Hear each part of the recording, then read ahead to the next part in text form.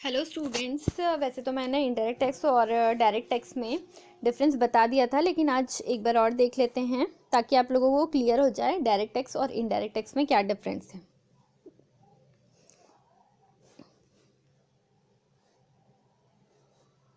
From the name itself, direct is paid directly to the government when indirect is paid indirectly. नाम से ही clear है कि direct tax directly government को पे किया जाता है और इनडायरेक्ट टैक्स इनडायरेक्टली गवर्नमेंट को पे किया जाता है. It means that is imposed on a particular company or supplier that can pass tax to the consumer, ultimately transferring the burden to the latter. तो देखो, इनडायरेक्ट टैक्स का मतलब है कि वो क्या है, इनडायरेक्टली पे किया जाता है, जो कि कहाँ से शुरू होता है, मैन्युफैक्चरर जो है और सप्लायर जो कंपनी है उसके ऊपर बर्डन आता है, लेकिन वो बर्डन कहाँ ट्रांसफ़र कर देते हैं, कंज्यूमर पर. ठीक है, इसलिए इसको इनडायरेक्टली रूप से पे किया गया टैक्स है. मतलब पे तो कंज्यूमर ही कर रही है गवर्नमेंट को, लेकिन इसका प्रोसेस क्या है, लंबा है, इसलिए वो इनडायरेक्ट टैक्स कहलाता है.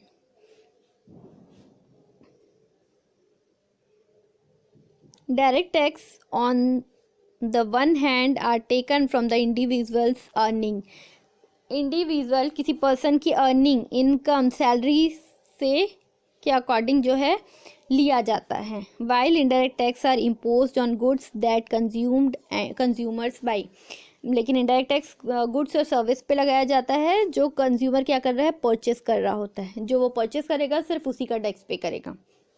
जो परचेस नहीं कर रहा है प्रोडक्ट, उसका टैक्स वो नहीं पे करेगा. Direct tax are calculated based on the paying capacity of the individual. जो डायरेक्ट टैक्स है सामने वाले की कैपेसिटी, सामने वाले इंडिविजुअल की कैपेसिटी के अकॉर्डिंग लगाया जाता है. उसको पे करने के लिए उसकी लाइबिलिटी होती है. ठीक है, लेकिन indirect tax on the other hand do not look at the consumer ability pay but are same for the everyone who buying the goods और सर्विस. डायरेक्ट टैक्स जो है कंज्यूमर की कैपेसिटी, इंडिविजुअल की कैपेसिटी के according उसको pay करना रहता है जितनी उसकी इनकम है. लेकिन इनडायरेक्ट टैक्स क्या कहता है, कंज्यूमर की एबिलिटी नहीं देखी जाती. कंज्यूमर कौन सा गुड्स या सर्विस ले रहा है, परचेस कर रहा है, खरीद रहा है, बाई कर रहा है, उसके अकॉर्डिंग उसको टैक्स पे करना पड़ेगा. अब वो चाहे कितना भी रिच हो या कितना भी ज़्यादा पुअर हो. देखो इनडायरेक्ट टैक्स के एग्जाम्पल क्या क्या है, excise tax, VAT, service tax. Direct tax का एग्जांपल है income tax, personal property tax, real property tax, corporate tax. ठीक है, जो है इनडायरेक्ट टैक्स में एक्साइज टैक्स आता है, वेट आता है, सर्विस टैक्स आता है. लेकिन इनकम टैक्स में क्या आ जाएगा, पर्सन का income tax, personal property tax, house property tax, HP, income from other source, profession, business या प्रोफेशन से इनकम हो रहा है तो बिजनेस और प्रोफेशन से जो टैक्स मिल रहा है वो. ठीक है, कैपिटल गेन, उसकी पर्सनल प्रॉपर्टी को बेचने से जो गेन हो रहा है, कैपिटल टैक्स. वो सब के सब जो पर्सन की पर्सनल प्रॉपर्टी से, पर्सन के खुद के प्रॉपर्टी से, खुद के घर से या खुद की सैलरी से जितना भी उस पर लाइबिलिटी बनती है वो टैक्स उसको पे करना पड़ेगा. और याद रखना इनडायरेक्ट टैक्स सिर्फ गुड्स और सर्विस पे लगता है, जो सर्विस वो परचेस कर रहा है या जो गुड्स वो परचेस कर रहा है. ठीक है, आगे बढ़ते हैं. इनडायरेक्ट टैक्स में क्या होता है कि हर कोई कंट्रीब्यूट कर सकता है, कन्वीनियंट है.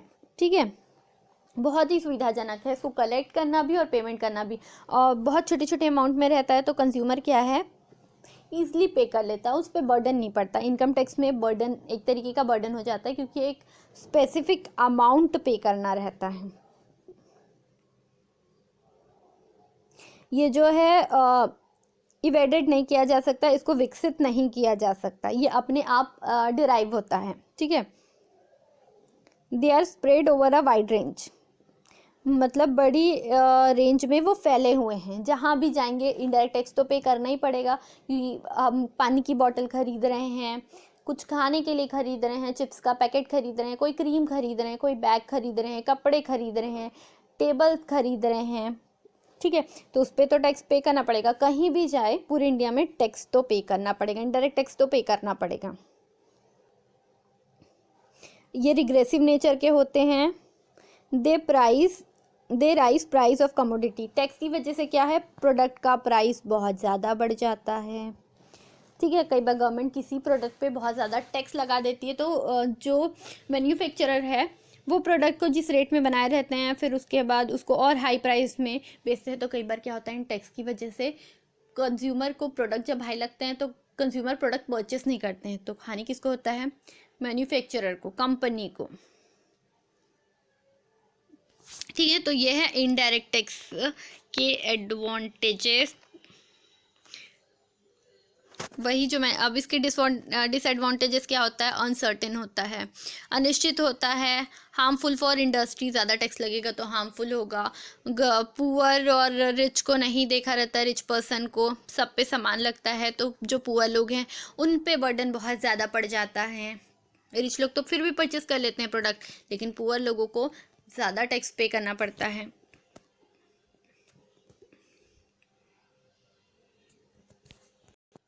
आई होप आपको ये भी समझ में आ गया होगा डायरेक्ट टैक्स और इनडायरेक्ट टैक्स में डिफरेंस क्या होता है।